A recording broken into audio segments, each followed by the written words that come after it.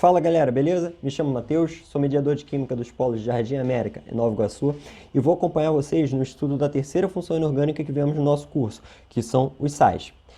Antes da gente começar a parte mais burocrática, precisamos pensar no seguinte: onde é que nós encontramos os sais?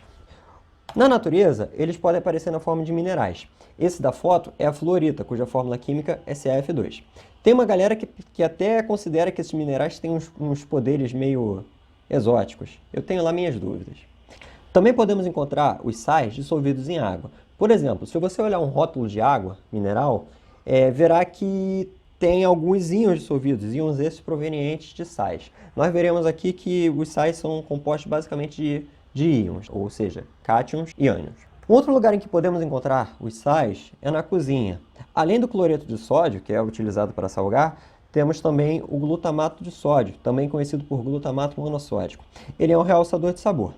Apesar dele ser um sal orgânico, e isso estudaremos lá na frente, também é um exemplo de sal. Na farmácia também podemos encontrá-los. O permanganato de potássio, KMNO4, tem essa cor roxa bonita, talvez vocês não estejam conseguindo ver por causa porque é um roxo muito escuro. E ele é muito utilizado no tratamento de feridas decorrentes de catapora nas crianças. Além do permanganato de potássio, podemos encontrar outros sais vendidos em farmácias.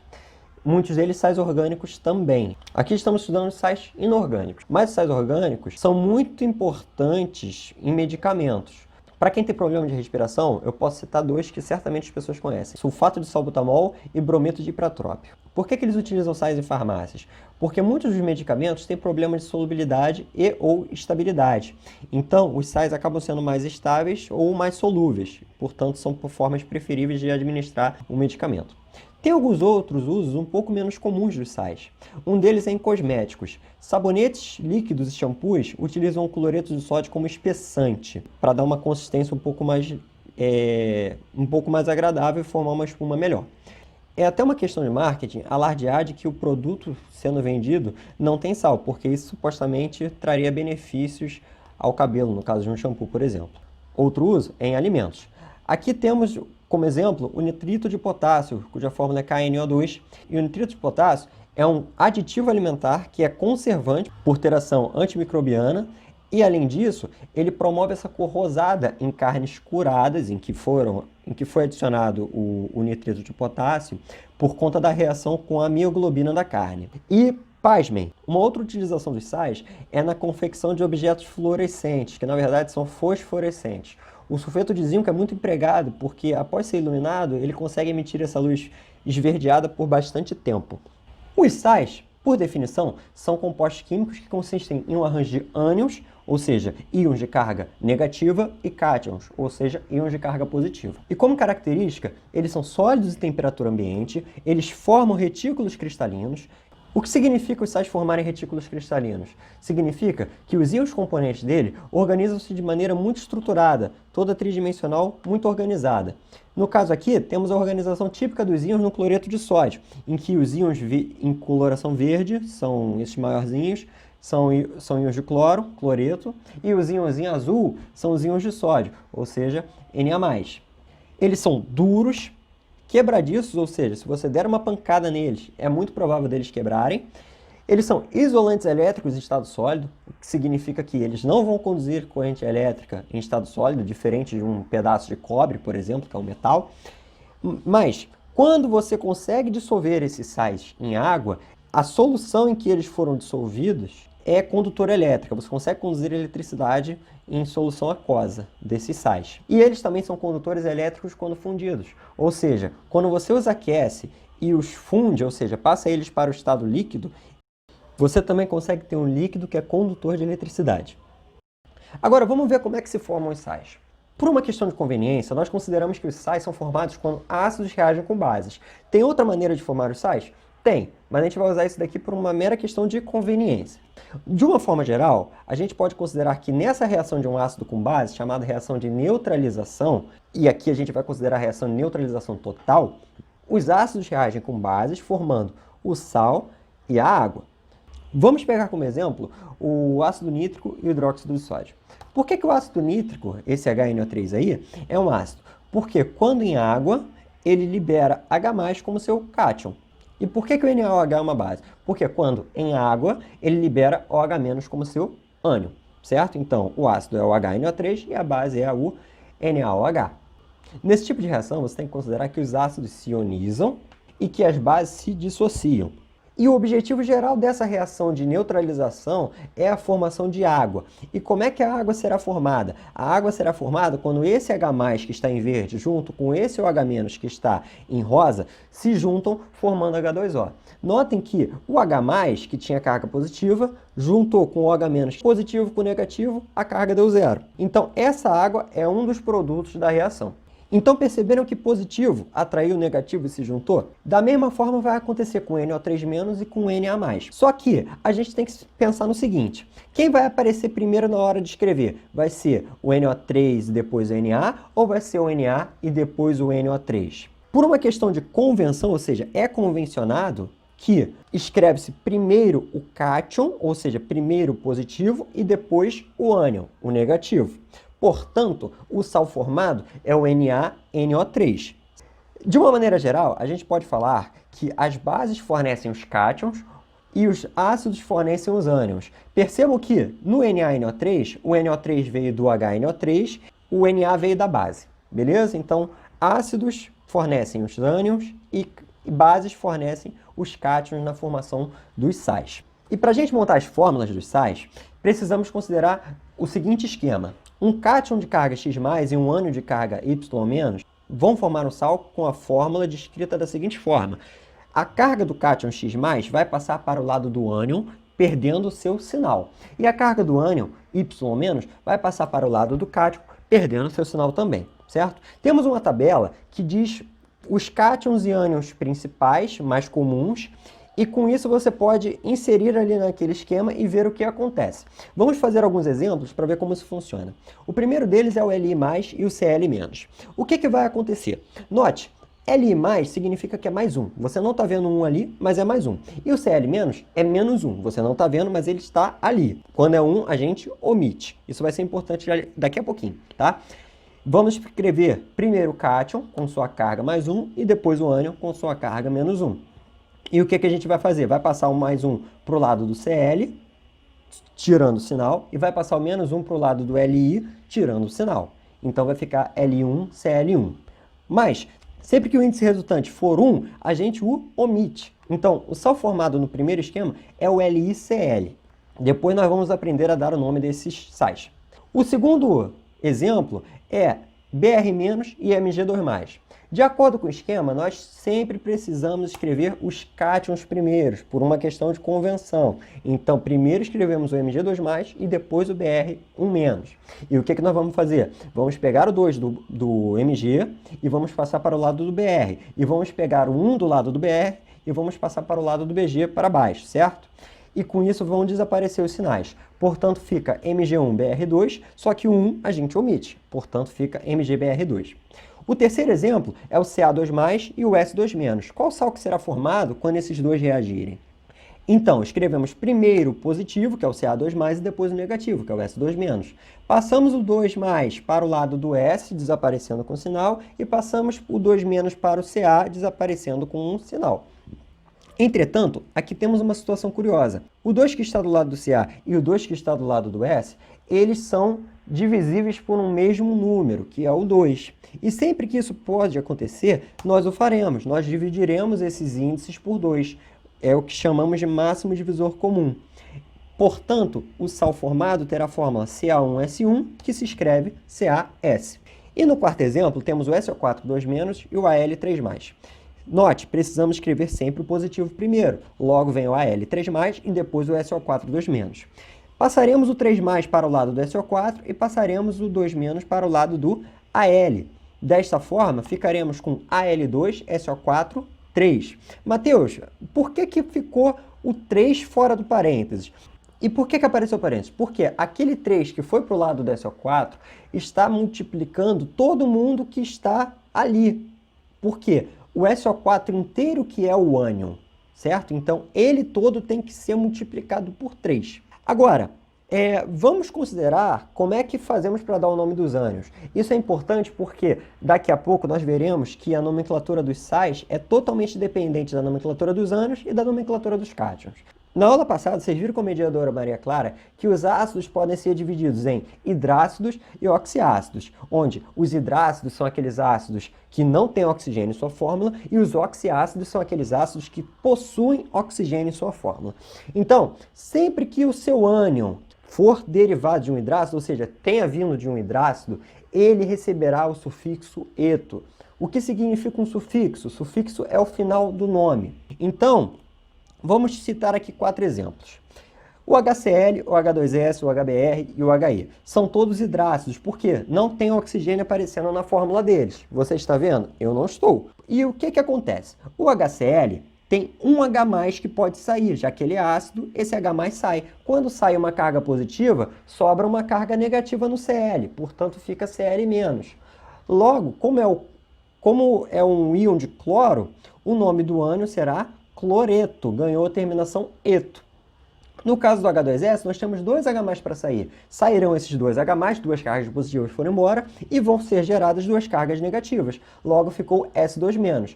Como S é um íon de enxofre, é um ânion de enxofre, nós utilizamos, vocês viram na aula passada, o sulfur para denominar o enxofre. Logo, o nome do ânion será sulfeto. Para o HBr, nós temos um H+ só. Esse 1 H+ vai embora, sobra o Br-. Beleza? Então, o Br- é o ânion do bromo. Logo, será gerado o ânion de nome brometo. E o HI tem um H+ para ir embora. Esse 1 H+ vai embora, sobra I-, e esse íon do iodo, esse ânion do iodo vai se chamar iodeto. Então, todos os derivados de hidrácidos possuem como sufixo, ou seja, o final do nome, a terminação eto. Agora, para os oxiácidos, nós temos 2 possibilidades. Se vocês lembrarem da aula passada da mediadora Maria Clara, nós vimos que temos oxiácidos, ou seja, ácidos com oxigênio na sua fórmula, que tem o nome terminado em ico, e temos oxiácidos com o nome terminado em oso.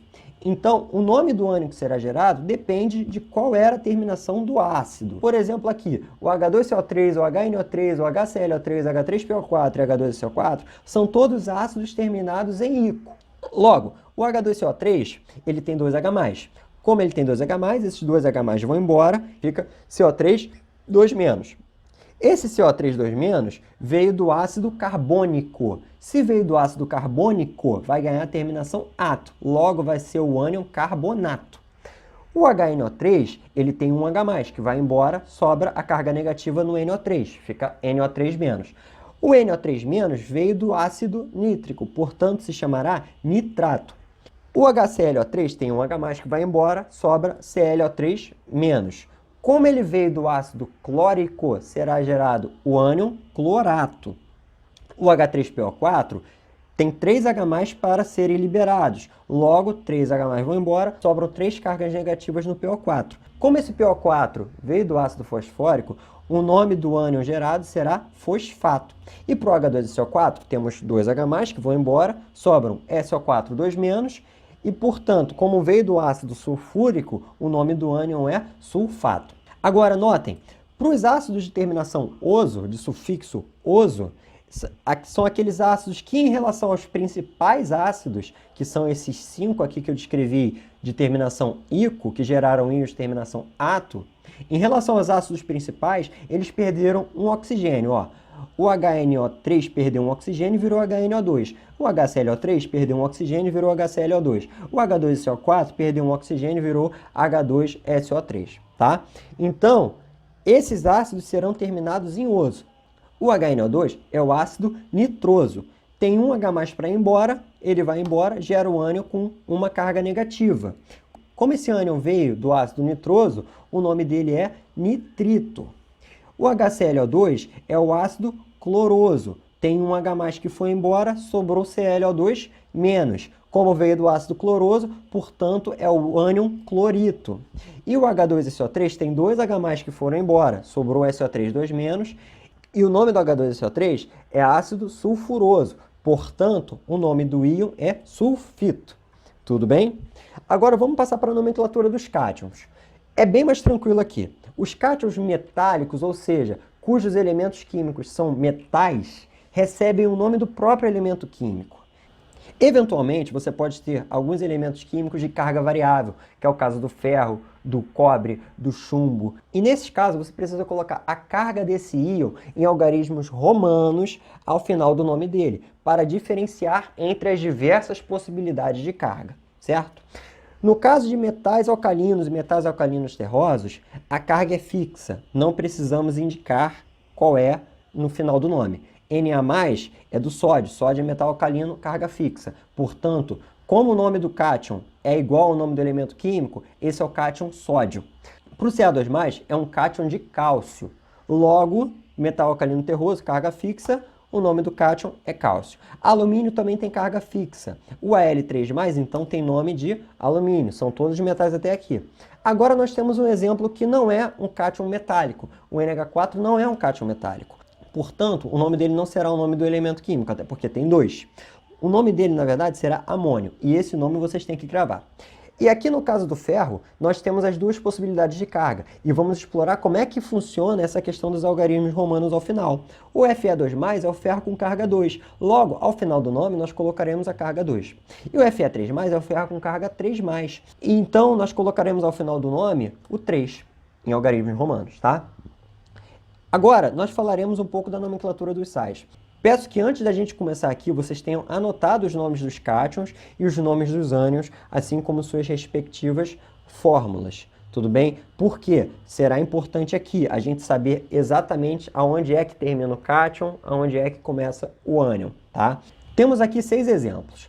Antes da gente começar, vamos falar um pouco sobre como funciona a nomenclatura do sal. A gente sempre vai colocar o nome do ânion primeiro, depois a gente vai adicionar o D, e logo em seguida colocamos o nome do cátion, certo? Super tranquilo. Por isso que é importante a gente saber o nome do ânion e o nome do cátion para poder dar o nome do sal. Temos 6 exemplos aqui, o K2SO4, MgBr2, FSL2, FSL3, NaNO2 e NH4NO3. O K2SO4 possui como ânions o SO4 2- e o K+, como cátion. O SO4 2- tem o nome de sulfato, certo? Portanto, o nome do sal começa com sulfato. Aí a gente vai adicionar o D, e a gente vai colocar o nome do cátion. O K é o potássio, ele é metal alcalino, carga não muda, logo o nome dele será potássio. O segundo exemplo é o MgBr2. Como ânion, o MgBr2 tem o Br- e como cátion tem o Mg2+. O Br- é derivado de hidrácido, logo ele tem a terminação eto, brometo. E o magnésio metal alcalino terroso, a carga não muda, portanto fica D, magnésio. Para o FSL2 e FSL3, a gente tem que lembrar do slide anterior, em que a carga do ferro tem duas possibilidades. O FSL2 tem como ânion o Cl- e o Fe2+. O nome do Cl-, que é derivado de hidrácido, tem a terminação eto, cloreto. Mas agora, o nome do cátion, a gente tem que colocar o 2 em algarismos romanos. Então fica ferro 2, certo? Uma outra possibilidade é a gente utilizar a terminação oso. Por quê? Porque a carga 2+ é a menor possibilidade de carga para o ferro. Então a gente usa o oso para quando o seu cátion estiver na menor possibilidade de carga. Logo fica cloreto ferroso. Se fosse ferro 3, como a gente vai ver agora, fica diferente. Para o ferro 3, a gente tem o Cl- como ânion e o Fe3+ como cátion. O ânion é o mesmo do exemplo passado, logo é o ânion cloreto. E o cátion é o ferro 3, então a gente coloca o 3 no final em algarismos romanos. Só que também podemos utilizar como alternativa de nome o cloreto férrico, em que nós utilizamos a terminação ico para denotar que temos a maior possibilidade de carga para o ferro. Agora, para o NaNO2, temos como ânion o NO2- e o cátion Na+. O NO2-, consultando na nomenclatura dos ânions, recebe o nome de nitrito. E o Na+ é o sódio. Logo, sódio. Pois vem do elemento químico sódio, que é metal alcalino, não tem possibilidade diferente de carga. E para o NH4NO3, o ânion vai ser o NO3- e o cátion vai ser o NH4+. Lembrem-se, o NH4 tem nome diferente, ele não tem o nome do elemento químico. Logo, o nome do NH4NO3 vai ser o nome do ânion, que é nitrato, mais o D e mais o nome do cátion. O NH4+ é chamado de amônio. Lembra? Então, gente, Essa foi a aula de sais. Espero que vocês tenham gostado do conteúdo. Foi um prazer estar com vocês durante esse tempo. Tirem dúvidas com os mediadores dos polos de vocês. Um abraço e até logo!